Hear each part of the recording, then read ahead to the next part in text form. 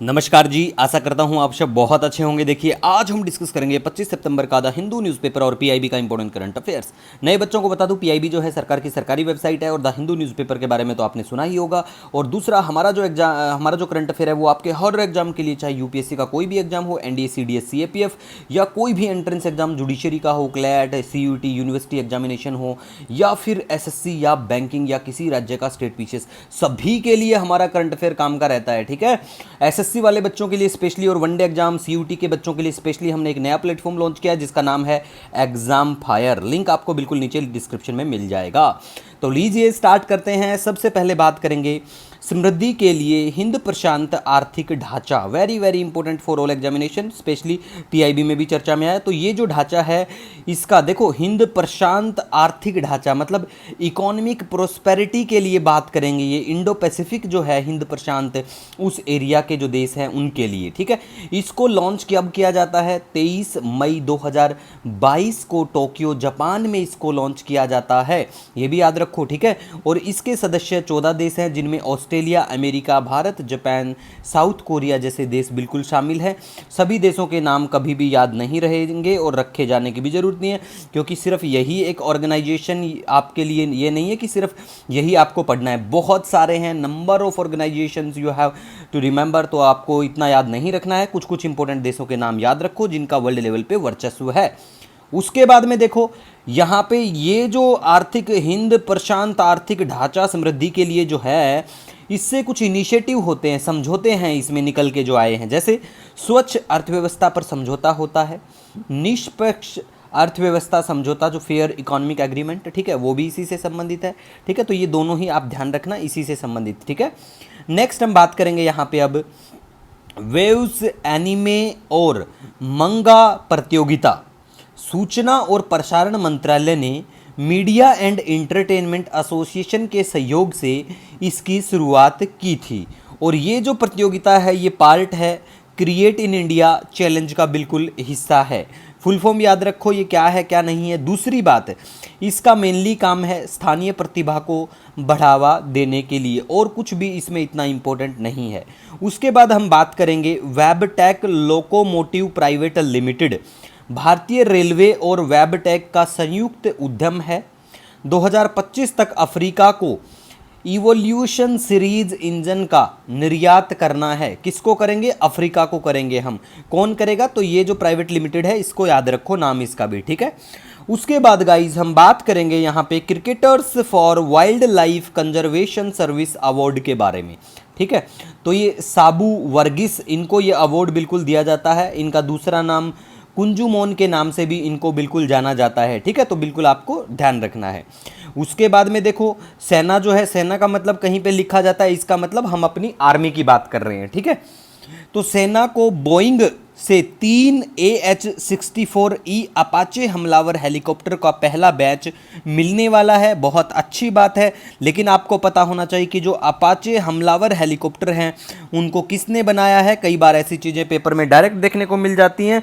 जो कंपनी ऐसी चीज़ों को बनाती है तो उसका नाम पेपर में ज़रूर पूछा गया है रिसेंटली, और पूछा भी जाता है, तो आपको बिल्कुल ध्यान रखना है। ठीक है, इसी के साथ नेक्स्ट हम बात करेंगे अब तूफान जॉन के बारे में। तूफान जान नहीं है, वो वाली जान नहीं है, जान तो शरीर में होनी चाहिए, लेकिन ये वो है तूफान जॉन। ऐसे करके याद रखो कि भाई कहाँ पे आता है, मैक्सिको में आता है ऐसा। ठीक है गाइज, इसके बाद में हम बात करेंगे S&P ने भारत के वित्त वर्ष 2025 के जीडीपी वृद्धि दर अनुमान को 6.8% पर बरकरार रखा है। ऐसे वाले जो सवाल होते हैं, जो बच्चे बैंक के एग्जाम की तैयारी करते हैं, उनमें ऐसे बिल्कुल आपको डायरेक्ट देखने को मिलेंगे। ठीक है, इसके बाद में हम बात करेंगे, अगर आप थाईलैंड में रहते हो और आपको प्यार हो जाता है किसी समान लिंग वाले से, मतलब आप महिला हैं और आपको महिला से ही प्यार होता है, तो अब आप वहाँ पे बिल्कुल शादी कर सकते हैं। और ऐसा करने वाला, वैध बनाने वाला पहला दक्षिण पूर्व एशियाई देश बना थाईलैंड, जहाँ हम मसाज करवाने जाते हैं। ठीक है, नेक्स्ट हम बात करेंगे यहाँ पे तुवालू के बारे में। तुवालू के बारे में बात करें तो दक्षिण प्रशांत क्षेत्र में स्वतंत्र एक द्वीप है। मैप में लोकेशन नीचे दिखाऊंगा अभी। और समुद्र के स्तर में वृद्धि हुई है, इसी वजह से ये, मतलब जो सी लेवल है वो राइज हुआ है, इसी वजह से ये न्यूज़ चर्चा का विषय बना, प्लेस इन न्यूज़ में आया। अब मैं आपको यहाँ पे दिखाता हूँ तुवालू। देखो, यहाँ पे पड़ता है हमारा प्यारा भारत, और ये आपको नजर आएंगे Burma, Thailand, Vietnam, Malaysia, Indonesia, Papua New Guinea, Australia इधर देखने को मिलेगा, इधर है कोराल सी और यहाँ पे है तुलालू। ठीक है, तो ये बिल्कुल देखना है लोकेशन। ऊपर पड़ता है नॉर्थ पैसिफिक और नीचे पड़ता है साउथ पैसिफिक ओशियन। ठीक है गाइज, तो ये साउथ पैसिफिक में बिल्कुल पड़ता है। ठीक है, आज हम आपको एक सवाल भी दिखाते हैं, इंग्लिश में लिखा है, टेंशन मत लो, हिंदी में ही बोल के बताऊंगा। ठीक है, अब देखो ये सवाल पूछा था ना यूपीएससी ने 2008 का जो प्रीलिम्स था उसमें। अब इस सवाल से मैं आपको बताऊंगा इनके ऊपर, चारों के ऊपर आज तक कम से कम यूपीएससी की बात करें तो यूपीएससी सिविल सर्विस में इनके ऊपर मान लिया ये 4 एग्जाम्पल हैं, चारों के ऊपर 2-2 3-3 बार सवाल बिल्कुल अलग अलग करके इन पे पूछा गया है। या तो आपसे यही पूछ लेंगे कि कॉफ़ी की खेती कैसे, क्या उसकी कंडीशन दे दी जाती हैं, रबड़ की कंडीशन और ये सब, टी की कंडीशन और ये सब, टी कहाँ पे ज़्यादा होती है, कौन सबसे ज़्यादा प्रोड्यूस करता है, टोबैको का आपको मिल जाएगा। तो ऐसा करके ढंग से पढ़ लेना, अदरवाइज हम लोग जब पीवाईक्यू डिस्कस करेंगे तो उसमें तो मैं ये सारी चीज़ें आपको बिल्कुल बताने वाला हूँ ही। ठीक है, तो आपको यहाँ पे बिल्कुल देखो, अगर आपको 2 का भी नाम याद है, जैसे कॉफ़ी बोर्ड का और रबड़ बोर्ड का। कॉफ़ी बोर्ड मोस्टली बच्चों को पता ही होता है कि बेंगलुरु में मुख्यालय है, कर्नाटक बहुत प्रोड्यूस करता है अरेबिका रोबस्टा। ठीक है, और रबर की बात करें तो केरल में होता है और केरल उनका कोटम है। तो अगर इन दोनों ऑप्शन के बारे में बात करें यहाँ पे, मतलब ए जो है उसका फर्स्ट करेक्ट, तो ए के बारे में फर्स्ट में जाएंगे तो ये भी है और ये भी है।